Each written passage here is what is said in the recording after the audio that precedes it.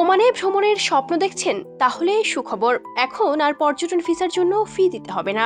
পর্যটন খাতকে আরো গতিশীল করতে বিনামূল্যে 14 দিনের পর্যটন ভিসা চালুর ঘোষণা দিয়েছে ওমান সরকার। নতুন এই সিদ্ধান্তে নির্দিষ্ট কিছু দেশের নাগরিকেরা কোনো ভিসা ফি ছাড়াই দেশটিতে প্রবেশের সুযোগ পাবেন। গালফ নিউজ জানিয়েছে, রয়্যাল ওমান পুলিশের 109 থেকে 2026 নম্বর আদেশের মাধ্যমে নতুন এই বিধিমালা কার্যকর হয়েছে।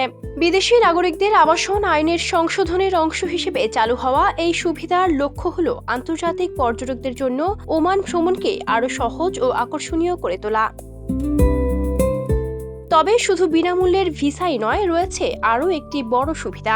14 দিনের ভিসার মেয়াদ শেষ হওয়ার আগেই চাইলে নির্ধারিত নিয়ম ও ফি পরিশোধ করে এটিকে অন্য যে কোনো পর্যটন ভিসায় পরিবর্তন করা যাবে। অর্থাৎ প্রয়োজন হলে ওমানে থাকার সময়ও বাড়ানো সম্ভব হবে। নতুন ভিসা ক্যাটাগরির ফি নির্ধারণ করা হয়েছে 0 ওমানি রিয়াল। তবে কোন কোন দেশের নাগরিকেরা এই সুবিধা পাবেন সেই তালিকা এখনও প্রকাশ করেনি ওমান কর্তৃপক্ষ।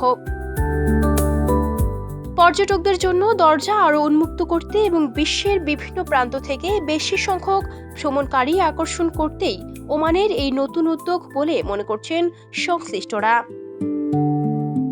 Ayesha Akter Swarna, Campus Times.